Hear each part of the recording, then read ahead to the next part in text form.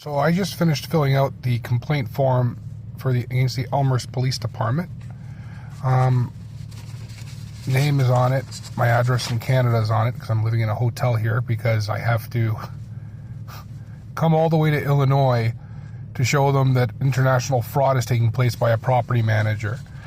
Dave Rivkin, commander, put me in contact with a detective named Detective Leppe, L-A-P-P-E. I came in here and dropped off a massive package of investigation, which he claimed to have read. Meanwhile, when he asked me questions, the questions he asked, all the answers had been provided in the package. So I'm filing a complaint against this detective, and I'm going to be following up with the state attorney on this. And as I've written, the detective did not review the evidence provided. I expressed I came all the way here from Canada, following instructions to provide the evidence of the clear crime that took place to the Elmhurst Police Department. Was instructed to have Elmhurst commence investigation by the FBI, the DuPage Sheriff, so I contacted the FBI when Mrs. McCormick was pretending I was living in their building and changing settings using my identity. Meanwhile, I lived in Canada. And the FBI told me that I have to contact the local police department, which would be Elmhurst here, because York Region Police, where I live, wasn't able to assist. The DuPage Sheriff I contacted, as Mrs. McCormick was pretending I was moving out of their building while she was impersonating me. After getting a fake judgment by constructing an eviction, after her and her staff members lured my disabled fiancé for 3 days to their building for the damages that the staff had created to their own building.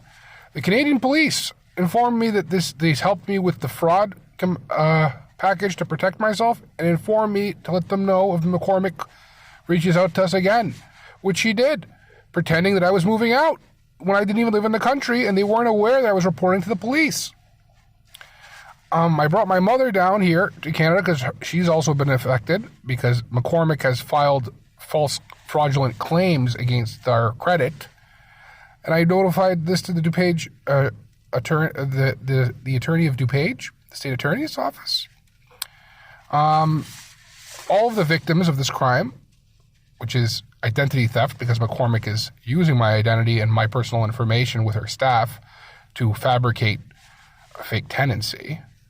Impersonation, as she's using my identity, saying, per your request, as you requested, pretending that I'm a tenant living there, reporting smells to her from 400 miles away in Canada, because that makes a lot of sense. Fraud through deception, because McCormick, as well as her associate Laura, some other lady who works with her, decided to deceive us when we gave them a notice of vacant. And I told them I only live in your country, saying that if you ever leave stuff behind in Illinois, you're still considered a resident. To which point these people decided to continue to pretend we lived there for 3 years, which was found to be completely fraudulent information.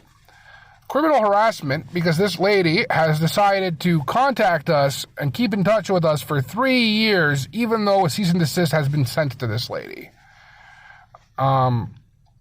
International fraud, because they tried to have me, while living in Canada, falsify a memorandum against evictions so they could steal state benefits from COVID. Purjury to the court, because they went to the court. The DuPage Sheriff, the DuPage State Attorney just called me, saying that this lady went to court and pretended they were evicting a criminal disruptive tenant when I didn't even live in their country, and she put my name on the frigging eviction order.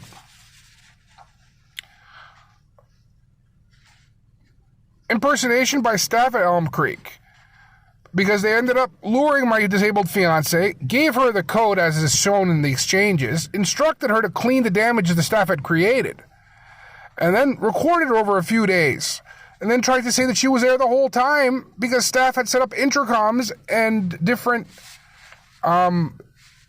email chains and paper trails pretending we were all there the whole time. And they think the whole world is stupid and will just rely on 3 days worth of evidence that they collected, even though Caroline went to the office and they gave her the instructions to go.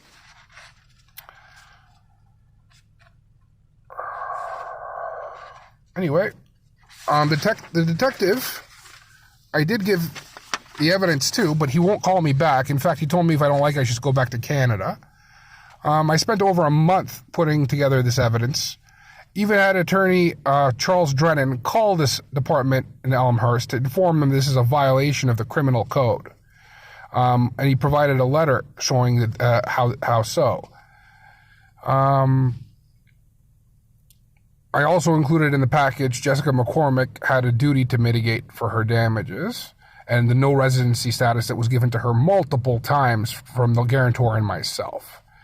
All which this detective would have seen if he had actually taken the time to read the evidence I provided.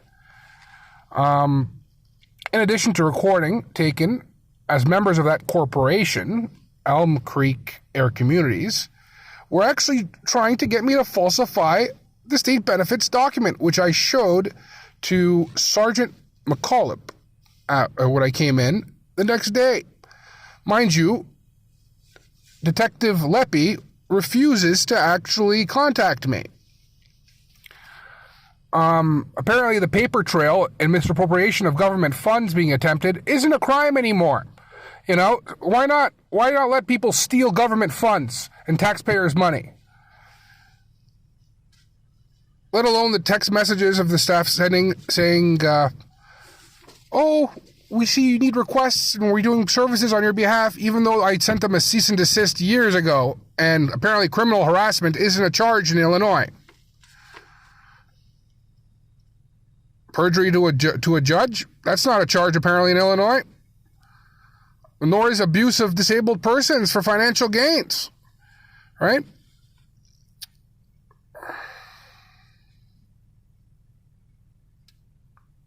The best part about it is her attorney's gone silent too, because I pointed out how everything they did was deliberate, and he won't respond back.